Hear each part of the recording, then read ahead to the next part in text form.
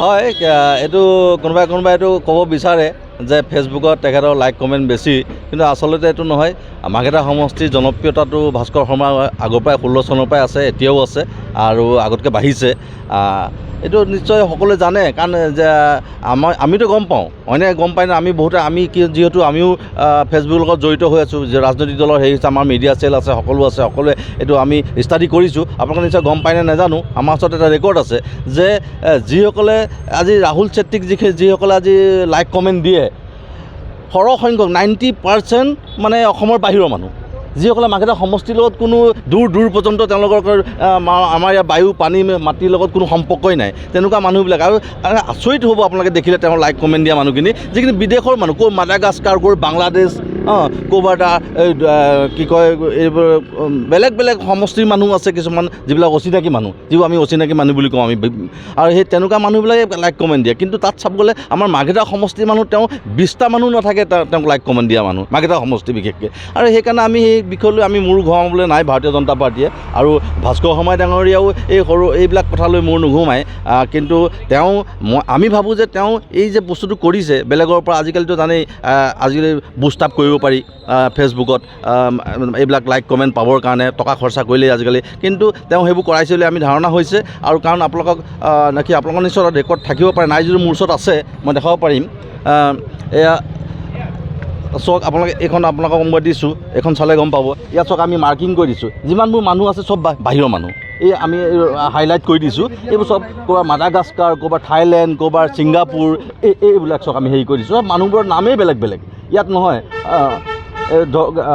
তেনেকুৱা ধৰণৰ এইবিলাক আছে ইয়াত। আৰু সেইটো মাৰ্ঘেৰিটাবাসী আমি বিশেষকৈ জানো, আমাৰ মিডিয়া চেলৰ সকলোৱে জানে, সেইকাৰণে আমি সেই বিষয়লৈ বৰকৈ মূৰ ঘূৰাবলৈ নাই। এতিয়া মানুহক তেওঁলোকে বুৰ্বক এতিয়াৰ পৰাই আমি এটা কথা জানো যে তেখেতে ৰাহুল চেত্ৰী ডাঙৰীয়াই এতিয়াৰ পৰাই মানুহক বুৰ্বক বনাবলৈ চেষ্টা কৰিছে মাৰ্ঘেৰিটা সমষ্টিৰ ৰাইজক, যে তেওঁৰ লগত ইমান মানুহ জড়িত আছে, ইমান মানুহে তেওঁক লাইক কমেণ্ট কৰে। একচুৱেলি এই গোটেই মানুহখিনি 90% মানুহ অসমৰ বাহিৰৰ মানুহ, আৰু আমাৰ অচিনাকি মানুহসকল আছে, বাংলাদেশৰ মানুহ আছে, মাডাগাস্কাৰ মানুহ আছে, চাউথ আফ্ৰিকাৰ মানুহ আছে, বিভিন্ন দেশৰ মানে মানুহ, যিবিলাকৰ আমাৰ অসমৰ বায়ু মাটি বিষয়ে আমাৰ ভৌগোলিক পৰিসীমাটোৱে নাজানে, তেনেকুৱা ধৰণৰ মানুহবিলাকৰ তেওঁলোকে হেৰি কৰিছে। এইবিলাক বুষ্ট আপ কৰি পেলাই তেওঁলোকে কৰিছে বুলি আমি ভাবি লওঁ, আৰু সেইটো কাৰণে আমি এই বিষয়ে আমি বেছি মূৰ ঘূৰাবলৈ নাই। আৰু ভাস্কৰ শৰ্মা ডাঙৰীয়াও জানে তেখেতৰ জনপ্ৰিয়তা ক'ত। আপোনালোকে দেখিছে আমি বিগত এই কেইদিনমানৰ সময়ত, এই 4-5 দিনত আমি যিখিনি ৰেলী উলিয়াইছোঁ, ৰেলীবিলাকতে গম পাব আপোনালোকে আমাৰ জনপ্ৰিয়তাটো কেনেকুৱা, ভাৰতীয় জনতা পাৰ্টীৰ লগত মানুহ সহযোগিতাটো কেনেকুৱা, ভাৰতীয় জনতা পাৰ্টীৰ লগত মানুহ আন্তৰিকতাটো কেনেকুৱা, আপোনালোকে এই ৰেলীবিলাক ওলালেই গম পাব।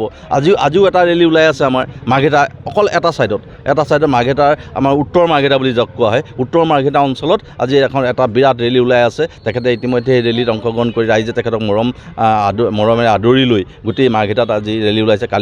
কালিও তেনেকৈ এটা আমাৰ মাৰ্ঘেৰিটা ইপাৰত, পূব মাৰ্ঘেৰিটাত যিটো আমি কোৱা হয়, তাত এটা বিশাল ৰেলী ওলাইছে।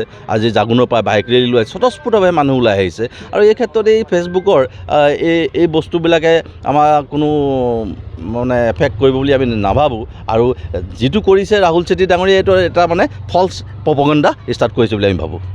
একচুৱেলি হাস্যকৰ কথা, আপোনালোকে ইতিমধ্যে গম পাইছে ক'ত ৰাহুল চেত্ৰী, ক'ত আমাৰ বিধায়ক, বৰ্তমানৰ বিজেপি প্ৰক্ষোভিত প্ৰাৰ্থী ভাস্কৰ শৰ্মা দেৱ। কোনো ফালৰ পৰাই তেখেত তোলা নহয়। তেখেত এজন গৌৰৱী অসমীয়া বুলি আমি ভাবোঁ। ভাস্কৰ শৰ্মা ডাঙৰীয়াক আমি যে গৌৰৱী অসমীয়া, আমিও গৌৰৱ কৰোঁ। আৰু যিটো আপোনালোকে কৈছে ফেচবুকৰ জনপ্ৰিয়তা, এইটো আপোনালোকে ইতিমধ্যে গম পাইছে। আমাৰ ওচৰত বহুতখিনি তথ্য আছে, তেখেতসকল যিবোৰ লাইক কমেণ্ট, আজিকালি এইবোৰ আপোনালোকে জানেই এই AI যুগত কি ধৰণে এইবোৰ কৰিব পাৰি, নিজৰ জনপ্ৰিয়তা বিশেষভাৱে ল'ব পাৰি। এইবোৰ চব আপোনালোকে যিমান লাইক কমেণ্ট কৰিছে আপোনালোকে চাব, এইবোৰ ইণ্ডোনেছিয়া, মাডাগাস্কাৰ, থাইলেণ্ড, বাংলাদেশ, এইবোৰৰ মানুহ আমাৰ নিজে এইবোৰ দেখি হাঁহি উঠে।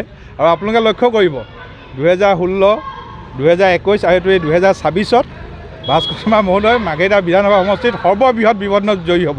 হয়তো অসমৰ ভিতৰতো যদি সৰ্ববৃহৎ হয়, তাতো একো আচৰিত হ'বলগীয়া নাই। চাওক, আমি সুস্থ ৰাজনীতি বিচাৰোঁ, আৰু যুৱচাম ৰাজনীতিলৈ ওলাই আহিব লাগে। এইটো মোৰ কথা নহয়, আমাৰ মাৰ্ঘেৰিটা সমষ্টিৰ সন্মানীয় বিধায়ক ভাস্কৰ শৰ্মা ডাঙৰীয়াৰ কথা। গতিকে কিন্তু যুৱচাম আহিলে বুলিয়েই মই ৰাহুল চেত্ৰী প্ৰসংগতে ক'ব বিচাৰিছোঁ, যিটো লাইক কমেণ্টৰ প্ৰসংগ আপোনালোকে সুধিছে। কিন্তু যুৱচাম তেওঁ যুৱ শক্তি হিচাপে আহিছে, আমি আদৰণি জনাইছোঁ। কিন্তু তেওঁ ৰাইজক জনসাধাৰণক প্ৰাথমিকভাৱেই তেওঁ ভুল পথে নিব বিচাৰিছে। তেওঁ যিটো লাইক কমেণ্টৰ প্ৰসংগ আহিছে, এই লাইক কমেণ্টবিলাক আমি তথ্য যেতিয়া বিচাৰিছোঁ, তথ্য খুচৰি উলিয়াইছোঁ, প্ৰায়বিলাক বাহিৰৰ লাইক কমেণ্ট বাহিৰৰ মানুহৰ, অসমৰ নহয় ভাৰতবৰ্ষৰ বাহিৰৰ। গতিকে ই আচলতে ৰাহুল চেত্ৰীৰ দুৰ্বলতাকে বুজায়। এইটো দুৰ্ভাগ্যৰ বিষয় যে বাহিৰৰ মানুহৰ লাইক কমেণ্ট লৈ তেখেতে আজি ৰাইজক আভুৱা ভাবি পিনে তেওঁ যুদ্ধখন জয় কৰিবলৈ আহিছে। এইটো তেওঁ কেতিয়াও কৰিব নোৱাৰিব। এইবিলাক লাইক